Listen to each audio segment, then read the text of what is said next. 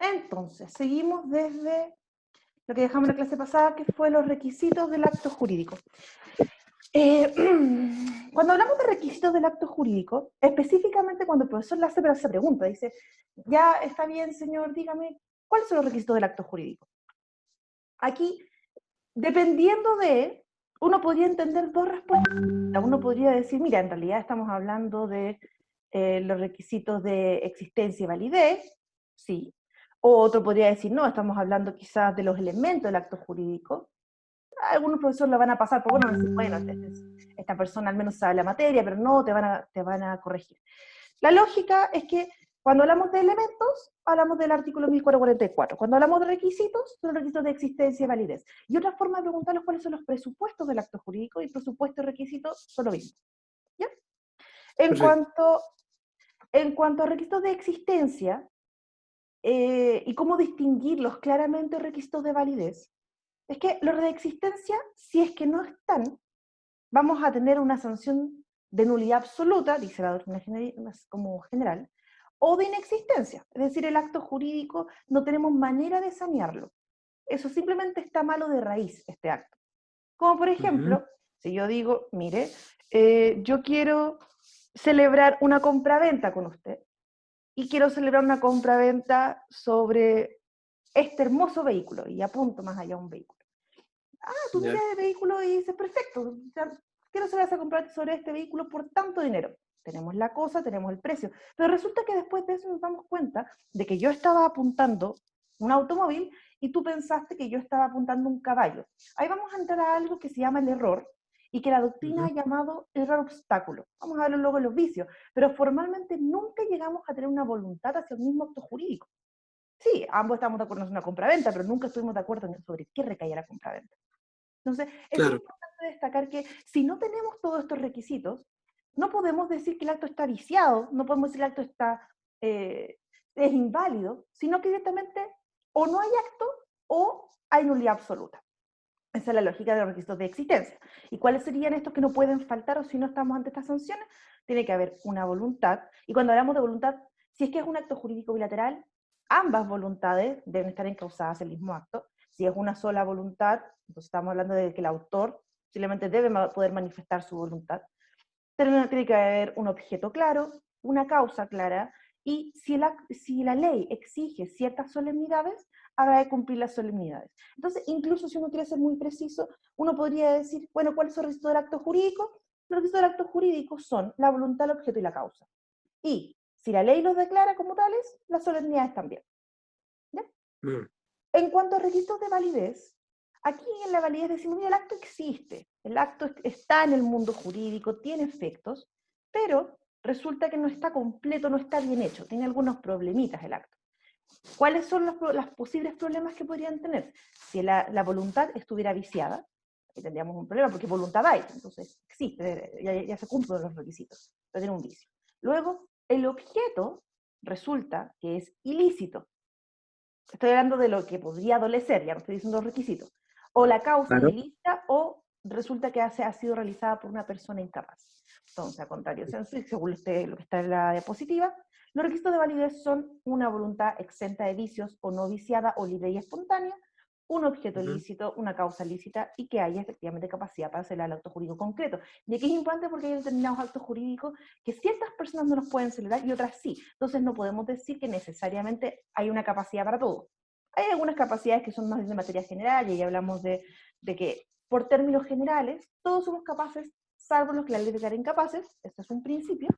Sin embargo, podemos también destacar que puede ser que mi vecino sea perfectamente capaz para hacer un determinado acto y yo no. Por ejemplo, si yo quiero hacer una compraventa con mi marido, la compraventa entre cónyuges no se puede hacer, pero el vecino perfectamente puede comprarle lo que sea a mi cónyuge. Ujú. ¿Dudas hasta acá? No, ninguna. ¿Por qué se hace esta distinción y decimos, mira, la sanción para los requisitos de existencia puede ser inexistencia o nulidad? Porque hay una discusión doctrinal. En el fondo, cuando veamos ya más en detalle lo que son las causales de ineficacia de los actos jurídicos, vamos a ver que hay una doctrina en Chile que ha comenzado a crear lo que es la teoría de la inexistencia, que en el fondo dice, mira, si la ley dice en esta parte, si no se hace tal cosa, entonces el acto no produce ningún efecto, entonces no podemos pensar que tenemos que anularlo porque no debería producir ningún efecto. Entonces ahí vamos a ver varias normas que nos dan pie a que la inexistencia podría ser una consecuencia jurídica y que en realidad, formalmente hablando, ni siquiera podríamos decir que es una sanción, porque para sancionar tiene que existir algo sancionable. Luego tenemos los requisitos de validez, que tenemos la nulidad absoluta o la relativa. ¿Por qué decimos una u otra? Porque depende del caso. Cuando se trata de la voluntad exenta de vicios, y ya entramos a los vicios del consentimiento, la sanción siempre es nulidad relativa, si es que es un vicio del consentimiento. Y uno puede decir, bueno, pero hay casos como el error obstáculo que se sancionan con nulidad absoluta, dice alguna parte de la doctrina. Lo que pasa es que la doctrina agarra el error obstáculo y lo subsume dentro de los requisitos de existencia. Y dice, lo que pasa es que ahí no hay voluntad. No es que estamos sancionando un vicio de la voluntad con nulidad absoluta, sino que lo sacamos de la lógica de los vicios de la voluntad y lo tiramos directamente a que falta un requisito de existencia y por eso es nulidad absoluta. ¿Ok? Pero si es Ya. un vicio de la voluntad, es nulidad relativa siempre. Luego, con el objeto lícito y la causa lícita, vamos a ver cuando estudiemos específicamente esa materia, que el código no trata lo que es el objeto lícito, pero nos dice cuáles son las causales de objeto ilícito. Y luego, en la causa lícita, la doctrina lo que hace es decir, mira, en realidad son pocos los causalistas los que le dan mucha teoría a la causa, sino que más bien existen que le dicen, mi causa es el objeto de la contraria. Entonces, cuando se estudia objeto, en realidad estamos estudiando también causa. Y estos Ya. dos, objeto ilícito y causa ilícita, se sancionan con nulidad absoluta. Entonces, nuevamente es un caso concreto. No estamos diciendo que hay que ver que hay que aplicarlo en el caso de estudio, no, sino que objeto ilícito, causa ilícita, nulidad absoluta, y voluntad viciada, nulidad relativa. Y en cuanto a la capacidad, tenemos tres tipos de incapacidad, que son los incapaces absolutos, los incapaces relativos y las incapacidades especiales. En cuanto a los incapaces absolutos, se sanciona con nulidad absoluta, incapaces relativos se sanciona con nulidad relativa, y las incapacidades especiales, depende. La regla general es la nulidad relativa, pero en realidad también existe la posibilidad de que haya una inoponibilidad, entre otros efectos. ¿Ya? Perfecto. Vamos entonces a hablar de lo que es la voluntad. Porque al final de cuentas, toda esta introducción, ahora tenemos que ir desarrollándola punto por punto y ahora vamos al primer requisito de existencia, que es la voluntad. Y específicamente lo que es la voluntad jurídica. Así como hacemos con el acto jurídico, decimos, bueno, existe la voluntad, ¿sí?, a secas, que en realidad es aquella que no produce efectos jurídicos, y la voluntad jurídica. ¿Cómo distinguimos una de otra? Porque se debe cumplir determinados requisitos. Primero vamos a partir por clasificarla, que al final de cuentas esa clasificación de alguna forma son requisitos al mismo tiempo. Aquí tenemos la voluntad que es expresa o tácita, tenemos la voluntad que está o no viciada, y la real y la declarada.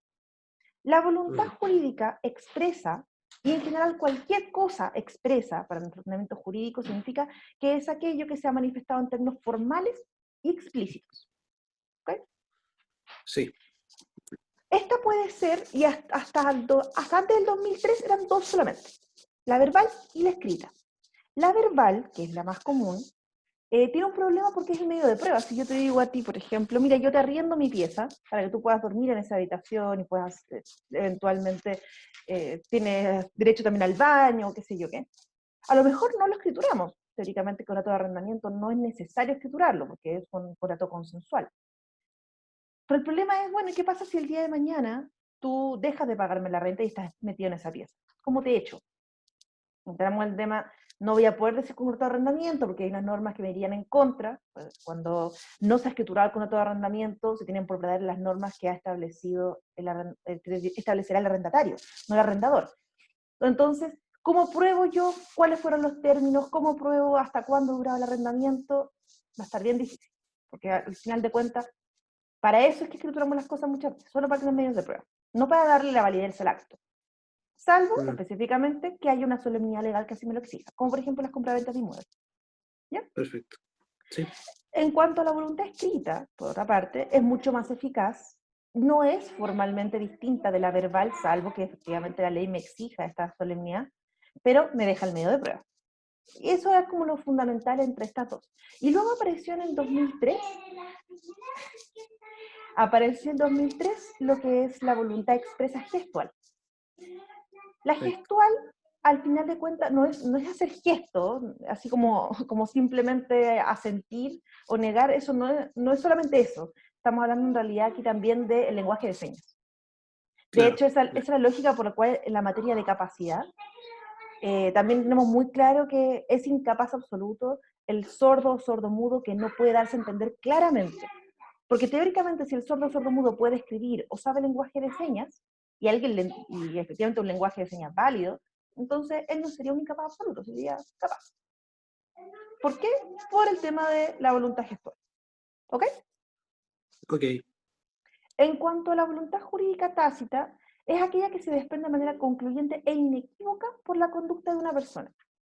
Y aquí es súper importante que sea concluyente e inequívoca, que son dos requisitos distintos, no son sinónimos.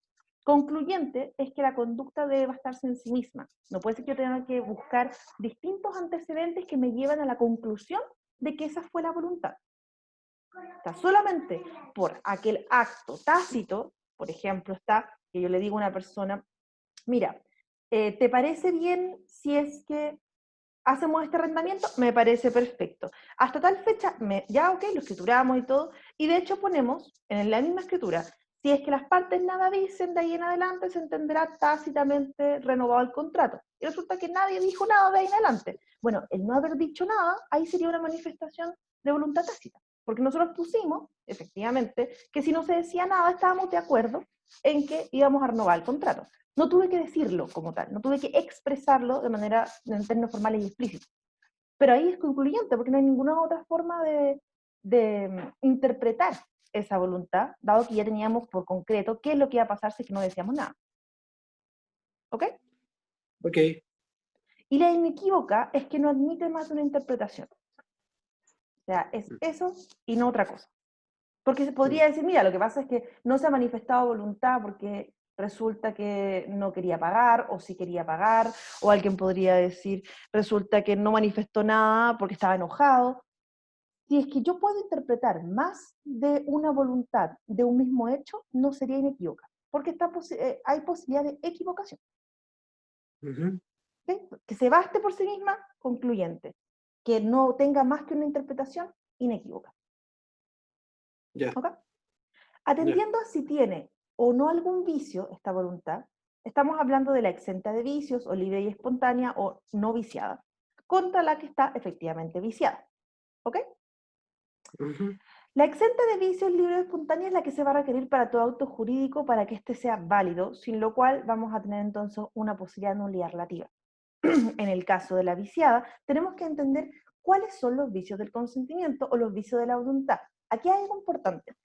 ¿Qué crees tú que es más preciso? ¿Decir vicios de la voluntad o vicios del consentimiento? Yo diría que es que ahora estamos hablando de vicios de la voluntad, pues, pero cuando hablamos de... No, yo creo que es más preciso... Mm. Mira, yo voy a decir que es más preciso decir vicios de la voluntad porque se puede aplicar para todo tipo de actos. Ya no Perfecto. dejamos fuera lo unilateral. En cambio, cuando uno dice que es sobre el consentimiento, habla sobre aquellos que necesiten el consentimiento para perfeccionarse, ¿no? No necesariamente el consentimiento para reflexionar, si serían los actos consensuales. Estaríamos hablando de que si es con el consentimiento es que necesariamente hay dos voluntades o más. Bueno, sí, veámoslo desde ese punto de vista. Bueno, Entonces, el tema claro, es que no tiene fuera. el Lo otro. asunto es que en realidad como hay una relación de género-especie, como voluntad englobaría a los actos bilaterales y por tanto a las convenciones, entonces es Ujú. más correcto decir los vicios de la voluntad que los vicios del consentimiento. Claro. Porque al final de cuentas, si no, estaríamos diciendo, si son vicios del consentimiento, que no podríamos aplicarlo a los actos jurídicos unilaterales, como el testamento. Ujú. Entonces, si bien a veces vamos a utilizar indistintamente vicio de la voluntad o vicio del consentimiento, si tenemos que eventualmente especificar, tenemos vicio de la voluntad. Sí, sí. ¿Y cuáles son? La respuesta corta es decir que los vicios de la voluntad son el error, la fuerza y el dolo. Es la respuesta corta, incompleta por cierto, pero corta. ¿Cuál sería la respuesta completa? Es decir, qué error, qué fuerza y qué dolo vicia la voluntad. Eso es lo que vamos a ver en un minuto más. Atendiendo al contenido, igual hago el paréntesis. Para algunos hace tiempo, ya no vamos a decir que ahora, porque ahora está zanjado el tema en realidad. Para algunos hace mucho tiempo atrás, la lesión enorme también era un vicio de la voluntad y tenemos que analizar también esa discusión, porque es algo que aún se pregunta en el examen, pero formalmente hablando nadie te va a decir que la lesión enorme es un vicio de la voluntad hoy en día. ¿Ya? Ya, sí. No, no lo vas a escuchar en ningún A mí me tribunal, era no hay jurisprudencia sí, que va a decir que la lesión enorme es un vicio de la voluntad, no. sí, sí, Atendiendo estamos al bien. contenido de la voluntad, esta voluntad puede ser real o puede ser la declarada. ¿A qué nos referimos con esto? La real es aquella que tengo en mi fuero interno. Mira, yo lo que quiero es donarle mi casa a mi hijo, pero en vida. Si la quiero donar para que mis otros hijos no tengan la casa. Y la declarada es la que efectivamente estoy exteriorizando, la que doy a conocer finalmente. Estoy celebrando una compra-venta en la que estoy poniendo un precio bastante bajo por la casa para que mi hijo efectivamente tenga un título traslaticio, pueda inscribirlo y de esa manera luego no le digan nada. Ya, Nunca le voy a cobrar realmente, porque mi intención real es regalársela. Pero voy a ya, decir que en realidad es una compra-venta. Ahí, entre la voluntad real y la declarada hay una diferencia, no se condicen la una con la otra. Cuando la real y la declarada no se condicen, tenemos dos opciones.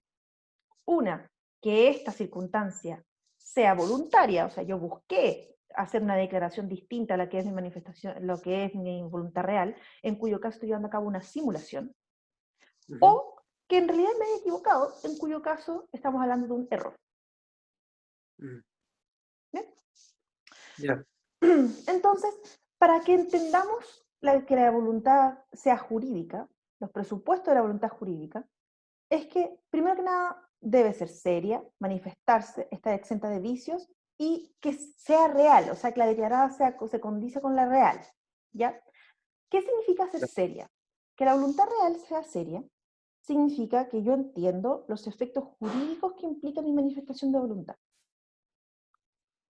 y que efectivamente estoy disponible para ellos. O sea, si yo te digo, te voy a dar 1.000.000 de pesos si es que me haces el almuerzo mañana. Claramente, si te lo digo en ese tono, estoy haciendo una broma, no lo estoy diciendo de manera seria. Y si bien uno puede decir, bueno, pero él entiende lo que significa esa manifestación, lo que yo entiendo es que estoy bromeando, no estoy realmente haciendo esa oferta. claro. ¿Ya? Y por tanto Sí, tampoco estoy disponible para pagarte mañana, si es que me haces el desayuno.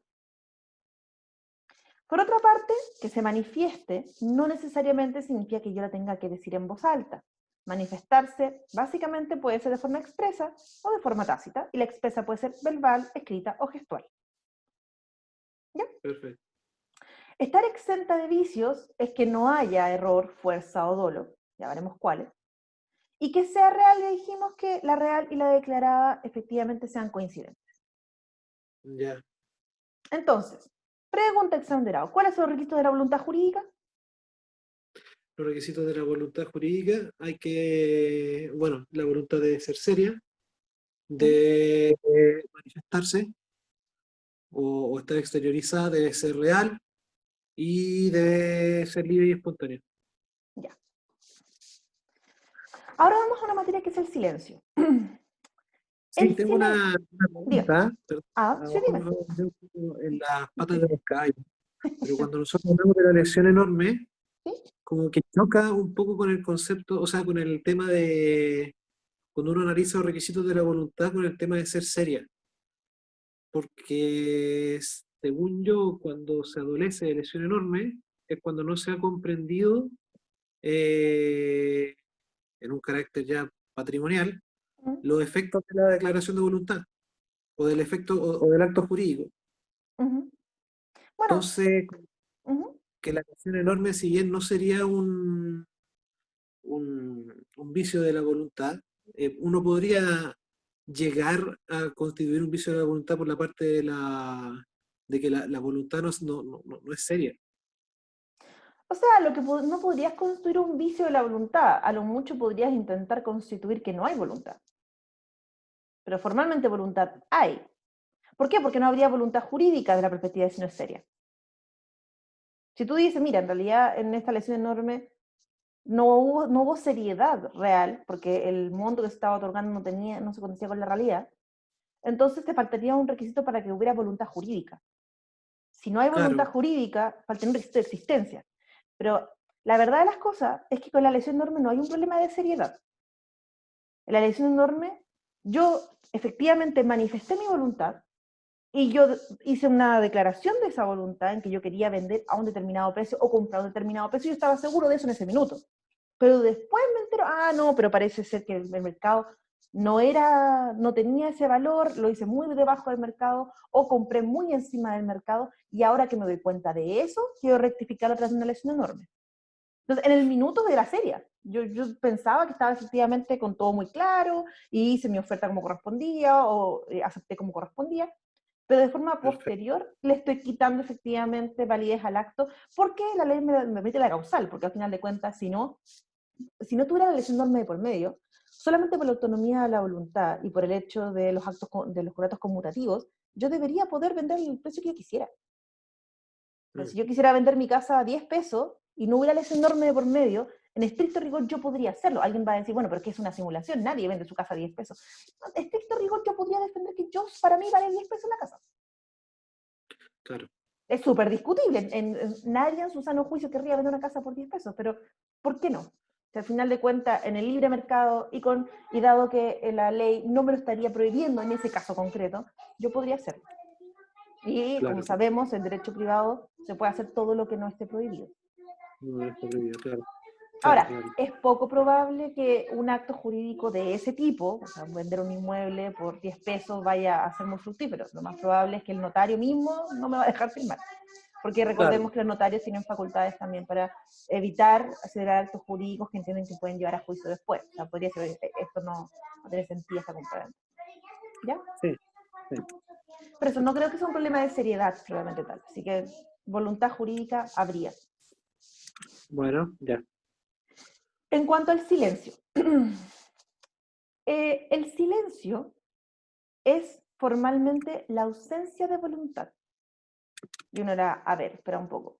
Si un acto jurídico tiene que tener voluntad o si un acto jurídico no existe, ¿de qué nos sirve el silencio? No debería ser un tema a tratar siquiera, porque si no hay voluntad, no hay acto jurídico, ¿cierto? Sería inexistencia, nulidad absoluta. Mm, claro, Lo que ocurre es que la regla general es que tenga que haber una voluntad, sea esta expresa o tácita, pero hay determinados casos, situaciones muy excepcionales, en que la ley le da valor al silencio como una voluntad. O sea, dice, mira, aunque hay silencio, vamos a entender que hay voluntad y que hay que, de hecho, interpretarla de esta forma concreta. ¿Ok? perfecto. Sí, Entonces, por regla general, el silencio no vale. ¿Por qué el silencio no vale? Porque no hay voluntad y por tanto estaríamos ante la ausencia de un requisito de existencia del acto jurídico. Excepciones ya. legales hay, son pocas. Primero, si las partes o el autor le dan un valor al silencio. Mm, O sea, si yo efectivamente hago un contrato y ponemos una cláusula en la que establecemos que ante el silencio se entenderá tal o cual cosa, bueno, ahí las partes le asignaron valor al silencio y nuevamente, por la autonomía de la voluntad, podemos hacer eso, nadie nos lo prohíbe. Entonces el silencio tendría valor. También se le dice al autor, por ejemplo, un testamento. Dice, si es que mi hijo no dice nada y no acepta la herencia con estas condiciones que le estoy poniendo, entonces le daré la cuarta de libre disposición a mi hija. ¿Sí? Podría ser. Un silencio. ya. Luego, Sí, si el juez le diese valor, el juez cuando le da valor al silencio, estamos hablando de una institución jurídica llamada el silencio circunstanciado. Y aquí es que ante ciertas circunstancias que el juez examina en juicio, el juez va a considerar que el silencio de la parte debe ser interpretado de cierta manera. Y aquí tenemos la situación de la absolución de posiciones. Si yo cito a absolver posiciones, o sea, a declarar a la contraparte sobre en el fondo en la prueba confesional o la declaración de parte, y esta parte no dice nada, entonces el juez podría perfectamente interpretar ese silencio, sin perjuicio de que uno dice, bueno, pero el procedimiento dice, si si no concurre o da respuestas evasivas, entonces se tendrá por confeso, dice el derecho procesal. Ya, esa es una cosa. Pero otra cosa distinta es que no diga nada. ¿Qué tal si va y no dice nada? ¿Qué hago ahí? mm, Si va y se queda claro, totalmente callado, el juez puede interpretarlo. No puede entenderlo como una confesión, no le puede dar la plena prueba que implica la prueba confesional, pero sí puede considerarlo como una base de presunción judicial. Ya, ¿Ya? ya. Luego tenemos, si la ley le da valor, tenemos tres situaciones aquí: en el matrimonio, en el mandato y en la mora del asignatario. En el matrimonio, si yo me caso el día de mañana, acá en Chile, y no digo nada, no digo cuál es el régimen matrimonial, o sea, patrimonial de matrimonio que voy a elegir, se entiende que me he casado en sociedad conyugal. Entonces, de repente uno puede ver algunos escritos que dice, y en el acto de celebración se pactó régimen de sociedad conyugal. Quizás no se pactó nada, quizás nunca se decidió cuál era el régimen, pero quedó como sociedad conyugal ante el silencio de las partes. Perfecto. Ojo que, y aquí hacemos un alcance para tenerlo claro respecto a la materia de familia, y es que si vienen un matrimonio extranjero y quieren inscribir su matrimonio aquí en Chile, ante el silencio se van a entender separados de bienes, no en sociedad conyugal. Es decir, una excepción a este carácter supletorio de la sociedad conyugal. ¿Ok? Sí, sí, estamos de acuerdo. Luego tenemos el mandato en el artículo 2125. Y esto nos importa mucho, sobre todo a los abogados, porque el mandato, ¿qué es? Es un contrato en virtud del cual una persona confía un negocio a otro y se radicarán los efectos de este negocio en el primero. Eso es básicamente el mandato. ¿Y qué ocurre? Resulta que si una persona está ausente y le hace un encargo a otra, por ausente entendemos que no están en el mismo territorio jurídico, o sea, no están en condiciones de poder responderse inmediatamente. Eso es que estén ausentes, ¿ya? Si una persona Ya, está ausente y le hace un encargo a otra, por ejemplo, por un correo electrónico, y que esta persona tiene por profesión o oficio dedicarse a la administración de negocios ajenos, como puede ser un abogado que se encarga de ser mandatario judicial en distintos juicios, esta última persona, el abogado en este caso, debe responder lo más pronto posible si acepta o no el encargo. Porque si no contesta, su silencio se mira como aceptación. O sea, el día de mañana me enviaron un correo electrónico, me dicen, señora abogada, necesito que tome este juicio, le puedo pagar tanto dinero por él. Bueno, técnicamente me están diciendo cuál es el encargo y me están diciendo el precio. Si yo me demoro en responder y resulta que se pasó la audiencia que tenía que ir o hacer, en un tiempo razonable, por supuesto que va a tener que ser calificado por el juez en el juicio respectivo, entonces se va a entender que yo acepté y que no hice el encargo. Me van a poner a demandar incluso por ello. qué horror. Es horrible. Entonces Qué horror. no hay que dejar de ver los correos. Ojalá revisar el spam de vez en cuando. Ahora, teóricamente me van a tener que demandar, porque vamos a tener que discutir si el tiempo de demora fue efectivamente razonable o no. No es que el código diga, mira, tienen ustedes 12 horas para responder o 1 hora para responder. Uno podría decir que ahí está, dado el caso, las reglas supletorias de la oferta y la aceptación. Pero ya vamos a discutir cómo funciona eso y tengo mis observaciones respecto a las normas del Código de Comercio aplicado al derecho común. Ya, Luego tenemos la mora del asignatario. ¿Ok? En cuanto a la ya, mora del asignatario, está en el artículo 1233. En principio, se murió alguien. Se murió un causal. Y resulta que están todos los hijos y nadie se entera que se murió porque todos habían abandonado a sus padres cerrados. Y eventualmente uno se dice, oye, parece que nuestro padre se murió, vamos a hacer los trámites, vamos a hacer la posesión efectiva, vamos a hacer todo lo que hay que hacer para poder adquirir los bienes de él. Y resulta que uno de ellos no está ni ahí, no le interesa el tema. Y pasa el tiempo, y pasa el tiempo, y no se ponen de acuerdo en qué van a hacer con los bienes. Resulta que no hay formalmente un tiempo en el cual yo debo aceptar o repudiar la herencia. No existe un plazo concreto en la ley. Pero lo que sí puede ocurrir es que uno de mis hermanos le solicita al juez que me dé un plazo para aceptar o repudiar. Este plazo, en materia sucesoria, es de 40 días prorrogable por ciertas circunstancias concretas, de manera tal de que si pasan estos 40 días y yo no he aceptado ni repudiado, se entiende que repudio. ¿Ok? ya. Entonces, regla Perfecto. general, no hay plazo para aceptar o repudiar en lo absoluto, salvo que el juez a mí me aperciba a aceptar o repudiar en el plazo judicial. ¿Ya? Deja anotar eso, por favor. Sí, claro. Es importante también considerar esto porque no son muchos los plazos judiciales, normalmente los plazos son legales. En materia procesal tenemos el término de emplazamiento de juicio ordinario 15, 15 más X, 15 más X más tabla. La ley no suele decir los plazos para hacer las cosas. Entonces, cuando la ley dice esto lo determinará el juez, no son tantos los casos, entonces uno se puede quedar con esto como un ejemplo, luego para procesar. Digamos un ejemplo de un plazo judicial. Bueno, un ejemplo podría ser el plazo que otorga el juez para efecto que el asignatario acepte o repudie la herencia. Claro, perfecto. ¿Ya? ¿Pudiste anotar? Sí. Ya. Vamos a la representación. Yo creo que quiero llegar hasta... Sí, definitivamente. Vamos a la representación. La representación la conversamos un poquitito cuando estábamos hablando de los elementos del acto jurídico, ¿cierto? En el artículo 1444. Dijimos, bueno, existen los elementos de la esencia, los naturales, los accidentales, y la regla general es que la representación sea un elemento accidental. Aquí tenemos que leer el artículo 1448 y concordarlo con el artículo 43. ¿Por qué? Porque el artículo 43 es el que tiene un listado de los casos de representación legal más importantes, sin perjuicio de que no son los únicos casos de representación legal. Ahí en el fondo aparecen los padres en relación a sus hijos, los curadores, los tutores y así. Y decimos que la representación es una modalidad de los actos jurídicos en virtud de la cual lo que una persona ejecuta en nombre de otra, estando facultada por ella o por ley para actuar, se radica en el patrimonio de la persona a cuyo nombre se ha actuado. Y uno dice, bueno, ¿en qué diferencia esto del mandato? ¿Cuál es la diferencia entre la representación y el mandato? ¿No? Una buena pregunta de examen de grado. Primero que nada, el mandato es un contrato, la representación es una modalidad. O sea, yo puedo, dado el caso, hacer distintos actos jurídicos mediante una representación. Y la representación, a fin de cuentas, tiene distintos orígenes. Una de ellas es el mandato, pero podría haber una representación por agencia oficiosa o podría haber una representación legal. Entonces, ¿siempre que hay mandato y representación? No. De hecho, la representación, en la generalidad de los mandatos, es un elemento de naturaleza. Y como sabemos, por el artículo 1444, los elementos de naturaleza, si bien están ahí, salvo por regla general, si yo pongo una cláusula que los quita, modifique el acto y ya el mandato podría ser sin representación. ¿Cierto?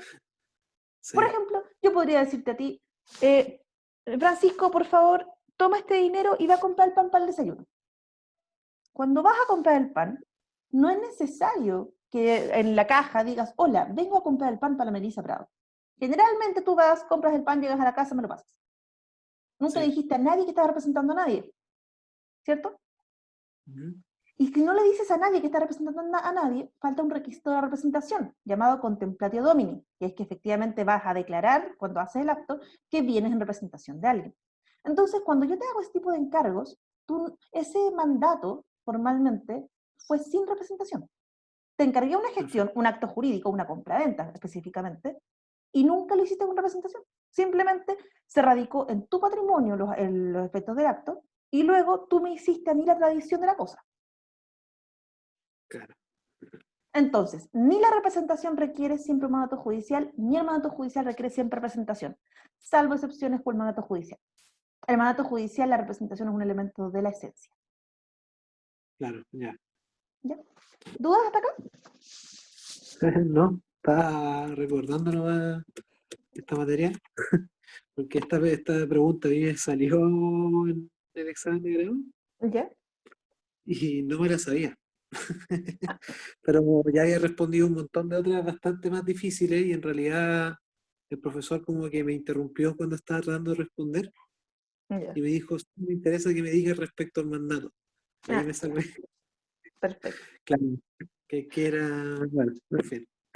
Entonces, ya sabemos que representación y mandato no son lo mismo, No, ¿correcto? Sabemos que se distinguen claramente y además que su naturaleza jurídica es totalmente distinta. La representación es una modalidad o elemento accidental del acto jurídico, mientras que el mandato es un contrato. En perfecto. cuanto a la naturaleza jurídica de la representación, se discutió mucho al principio de cuál era su naturaleza jurídica. Nos demoramos en llegar a que era una modalidad. En principio, se hablaba que era una ficción. O sea, se genera la ficción de que el que está actuando es el representado. Luego, la situación del nuncio mensajero dice, mira, lo que pasa es que el representante es un vehículo para la voluntad del representado. Está llevando la voluntad De alguna forma es un canal para, hola, aquí está la voluntad de mi representado, muchas gracias, celebro el acto jurídico y vuelvo. Y luego la cooperación de voluntades indicaba que cuando actuaba el representante, en realidad se mezcla su voluntad con la del representado. Todas estas teorías se desecharon porque no eran capaces de explicar la situación de los incapaces en nuestro sistema. O sea, si imaginémonos que yo quiero celebrar un acto jurídico de compraventa, y para esa compraventa yo le pido a, por ejemplo, a ti, que celebres una compraventa con mi cónyuge, en mi nombre. ¿Ya? ¿Puedo celebrarla? No, porque yo no puedo celebrar compraventas con mi cónyuge. Y si yo quisiera aplicar alguna de estas teorías, tendría un problema, porque teóricamente tú sí eres capaz de celebrar la compraventa y yo no. Entonces, si se mezclan estas voluntades, ¿qué pasa? No parece tener mucho sentido. Y luego al revés, si resulta que yo sí soy capaz, y tú no eres capaz de celebrar la compraventa con mi cónyuge, con tu cónyuge. Yo te quiero comprar, por ejemplo, tú estás casado con fulanita, y yo a fulanita le quiero comprar la casa. Entonces hago un mandato para que tú, el cónyuge de fulanita, celebre la compraventa con ella. Teóricamente, si vamos a mezclar las voluntades, ahí tú no podrías entonces celebrar el contrato porque tendrías esta incapacidad. Lo cual es absurdo, porque no eres, tú me estás representando a mí. Y luego, ¿qué pasa con el tema de llevar la voluntad mía a otro? Bueno, pero si tú eres incapaz para llevar la voluntad, tampoco puedes, en el fondo, ni siquiera llevar la mía. No puedes hacerla tampoco. Claro. No puedes ser un mensajero de una voluntad si tampoco eres capaz de llevar la voluntad a ninguna parte. Y el problema que tenemos acá, y sobre todo por cómo lo entendió la doctrina, es que incluso los incapaces relativos pueden representar. O sea, un menor adulto podría perfectamente ser un mandatario. Y los menores adultos tienen que actuar representados. Entonces, ¿cómo funciona el tema de que pueden llegar y celebrar un acto jurídico determinado en nombre de otro si ni siquiera pueden hacerlo en nombre propio solos? ¿A qué se llegó con esto? ¿Y por qué se llegó a que a los incapaces relativos podían hacerlo? Que en realidad lo que está pasando es que cuando el menor adulto va y celebra el acto jurídico, como yo fui quien lo mandó, yo que soy una persona totalmente capaz de llevar a cabo, actúo, en el fondo, yo dándole ese permiso al menor adulto, como lo haría su representante, porque yo sí tengo suficiente discernimiento para llevar a cabo el acto y mando a esa persona a hacerlo. Así como el menor adulto necesita el permiso de su representante legal para poder hacer actos, si yo, una persona que no es su representante legal, le solicita, oye, ve a hacerme este acto jurídico determinado que va a radicarse en mi patrimonio, yo me estoy haciendo cargo de eso y yo tengo el discernimiento para saber que el menor adulto puede realizar el encargo adecuadamente. ¿Me entienden? Sí. Ahora, obviamente yo, si no soy su representante legal, no puedo hacer eso para los actos que se van a radicar en el patrimonio del menor adulto. Absolutamente no se puede hacer. Claro. Entonces, al final, por el hecho de que la teoría de la ficción, del mensajero y de la cooperación no eran compatibles con la situación de los incapaces en el sistema nuestro, entonces se le aplica la teoría de la modalidad. Realmente es un elemento accidental y que al final de cuentas nos quedamos con esa teoría. ¿Cómo se clasifica la representación? Se clasifica en legal y voluntaria. La legal, ya dijimos que estaba, uno de los casos más importantes está en el artículo 43, el padre, la madre, tutor, curador. Pero existen otros, como por ejemplo el juez. No estamos hablando de la ejecución forzada de las obligaciones de hacer. Podría perfectamente ocurrir que tú y yo cedamos una promesa de que vamos a hacer una compraventa en el futuro. Resulta que no cumples tu promesa. Al no cumplir la promesa, yo te demando y solicito al juez que te represente a ti en juicio para que celebres el contrato prometido conmigo. El juez te va a representar. Hay una representación legal. Sí. Y luego tenemos la voluntaria. La voluntaria tiene dos posibilidades, que sea a través de una convención, y ahí tenemos el mandato, o que sea unilateral, y ahí tenemos la agencia oficiosa, que es un cuasi contrato. ¿Cuáles entonces son los requisitos de la representación? Para que efectivamente haya representación.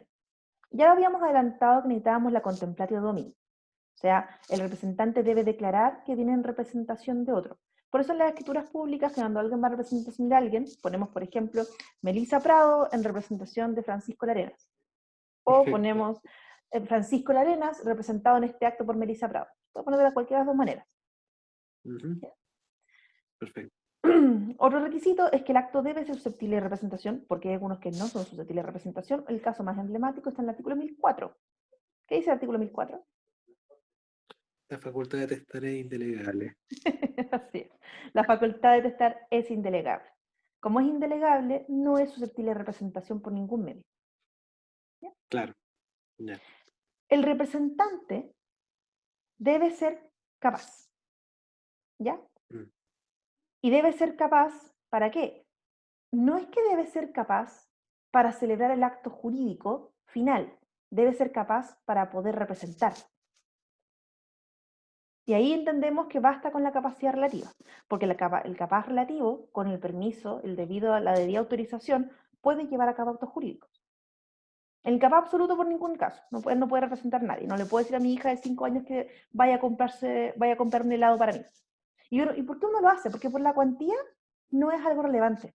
Entonces ahí entra más bien un asunto de consenso social, de que para determinados actos los niños pueden ir y comprarse un helado, aunque no tengan capacidad, y en realidad eso sea una unidad absoluta y todo eso sea terrible. Ya. ¿Y qué pasa si el día de mañana mi hija se quiere comprar una bicicleta, se quiere comprar un auto, se quiere comprar una casa? Vamos a ver por tema de capacidad que no puede. No, si es un capaz absoluto no se puede, ¿no? ¿Y cómo lo vamos a hacer? Bueno, lo tengo que comprar yo podría comprarlo, y dárselo a ella, regalárselo. Pero el acto jurídico lo tengo que celebrar yo, no lo puede celebrar ella. Claro. Entonces, cuando yo eventualmente voy y le quiero comprar, qué sé yo, una casita de muñecas de esas gigantescas a mi hija, voy, la compro yo y a ella se da regalo, o sea, le hago una donación. ¿Y por qué esa donación no paga impuestos? Bueno, porque es una donación que en realidad por el uso, la costumbre y por los cumpleaños y por un montón de temas, se entiende que no se paga impuestos, que está exento de un montón de asuntos. Pero mucho de lo que hacemos en el día ordinario, sobre todo con los regalos y los hijos, es más bien un asunto de consenso que un asunto de que la ley expresamente diga, no, los niños pueden comprarse sus helados. Claro. Es como algo socialmente aceptado, estamos de acuerdo. Es por la cuantía. La cuantía es muy baja para que sea relevante para los ordenamientos jurídicos. Al final de cuentas siempre se ha mencionado que el Código Civil es para los que tienen dinero. El Código Civil es para actos jurídicos cuantiosos. No nos interesa si alguien eventualmente no le pagó 2.000 pesos a otro alguien. Ahí uno podrá alegar, bueno, el daño moral, a lo mejor me puede ir por ese lado. Bueno, pero entonces le estás aumentando la cuantía. Y si ya aumenta la cuantía, es más cuantioso. Ya. No, sí, se entiende el punto, en verdad. Es verdad. Y por último, cuando hablamos de los requisitos, nos falta que haya una fuente de la representación. Que hay una fuente de la representación significa que debe haber, o que ley me diga que hay efectivamente representación, o que hay una convención, o que haya un acto jurídico unilateral. Ya. En resumen, ¿cuáles son los requisitos de representación? El acto debe ser susceptible de representación. El representante debe ser capaz de representar. Debe haber contemplatio domini, es decir, que el representante debe declarar que viene en representación de otro. Y debe haber una fuente de representación. Si faltan cualquiera de estos requisitos, no hay representación. Las fuentes de la representación son la ley, la convención o... O la declaración unilateral de voluntad. Pues la ley, porque hay normas que nos pueden decir, oiga, usted puede representar en tal o cual caso. La voluntad, y esa se distingue, la convención o la declaración unilateral de voluntad, y cuando estamos hablando de la convención sería el mandato, y cuando una declaración unilateral, la agencia oficiosa. Correcto. ¿Dudas? No. Ya. Vamos a tener que dejar hasta acá porque como no soy premium en Zoom ya me quiere cortar. No creo que alcancemos a ver ahora el consentimiento. Y además igual oferta de aceptación lo podemos ver en la siguiente clase. ¿Ya? Hola, estaba acá Hola, calladita, ¿cómo están? Bien, ¿y tú? Voy a dejar Bien. de grabar ahora.